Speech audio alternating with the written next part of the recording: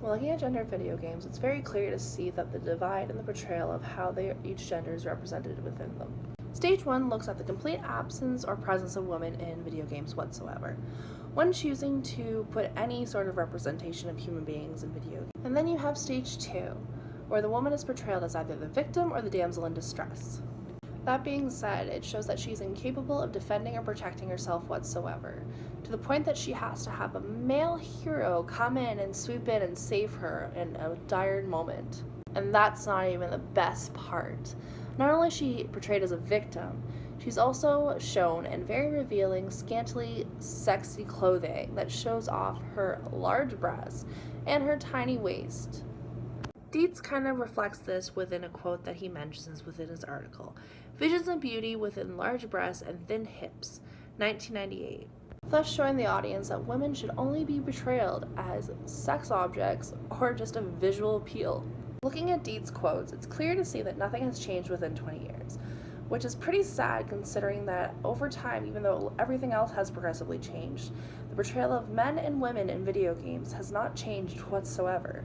Has advanced so much that even when they accentuate the breast or the hips, it is shown that it's much more appealing because it's more in high def or even 4K TV is possible to show that little pixels that pop up and show how great she looks. If not the victim or damsel in distress, the woman is portrayed as an obstacle that gets in the way to stop the hero from completing his valiant quest. It's depicted by showing the woman as a seductress who is used to steer the hero off task so he is incapable of completing the task on time. Showing that women have no positive impact in the video game world whatsoever other than to derail the hero or even just get in the way. The last stage looks at the non-significant roles that are represented for women within video games. That being said, this looks at the very little value that women have within video games as a whole. Message within the video game world. What is this showing the audience on what value that they have in the real world? Even when given any sort of valuable role, they're shown as spectators or even just small supporting character roles within the video. Even when giving her this role, she's shown that she is incapable of even completing this valuable task just because she gets distracted or derailed in some sort of way. This still shows that women are dependent on men as victims or even just shown for supporting roles to the male character within the video game. She's also being represented as a sex object who has very little contribution in the video games overall in comparison to men. Now it's time to switch gears. Now when looking at the portrayal of men, they seem to be a little bit different. So the roles of men in the video games seem to be more desirable and more wanted to be selected in comparison to women characters in the video games. Which is not surprising considering in the video game world, most men or male figure characters in the video games are depicted as heroes, the main character, and that doesn't stop there. They tend to have the most weapons, skills, abilities, and the abilities that tend to be more prominently showed within the male characters is that they are powerful and muscular. That being said, it doesn't really show a very good light in comparison to women characters that are in the video games. Taking consideration of how men are clothed within video games. The men in video games tend to wear more pieces of clothing than women would in video games, taking consideration of most men would be dressed in army gear, a knight, or even dressed with any type of fighting gear that would help protect them within the battle that they are out to go and valiantly win in conquest.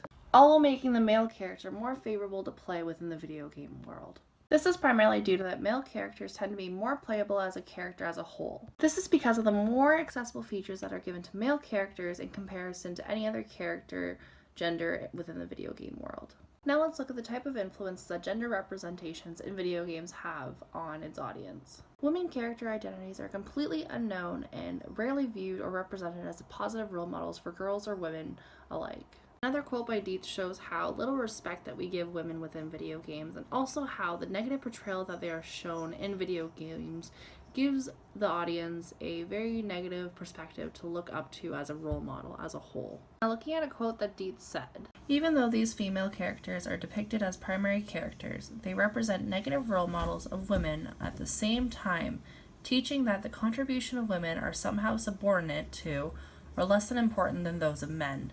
Dietz, 1998. Whereas the effect on men and boys, they may believe that being a muscular superhero with power who also gets the girl is what is more important and valued than actually being themselves. Depending on the individual, they may internalize this a little bit more to the point of extreme extent where they need to work out, get steroids, or even try to portray that character in the video game so that way they can be that guy in real life. Not only does the portrayal of men affect the male kind of perspective of it, it also takes in consideration on how male view the female perspective of characters within the video game world as well. If the video game world portrays women as being only seductive and sex objects, why wouldn't they think that's what they are in the real world? This affects the influence on their perception of their body type, self-esteem, self-perception, and the expectations of the opposite gender as well. Now, when looking at the influence it has on males, they have to have the ideal body type, which is muscular. And in order to do that, they have to gain or lose weight in order to achieve that ideal perspective on what they want of the video game character that they have seen. To conclude, the representation of both genders within video games does not depict or represent how both genders are actually in real life. That being said, women are stereotypically portrayed in 3 different stages within the video game world. Stage 1 looks at the complete absence or representation entirely of women in video games at all. Stage 2 looks at women as either the victim, the damsel in distress, or some sort of seductress that's trying to lure the hero off of his path. Lastly, the woman is represented in video games as non-significant roles. Even though they try to give her some sort of power, it doesn't really matter whatsoever at all. This is not to say that only women are poorly represented with video games. That's not the truth.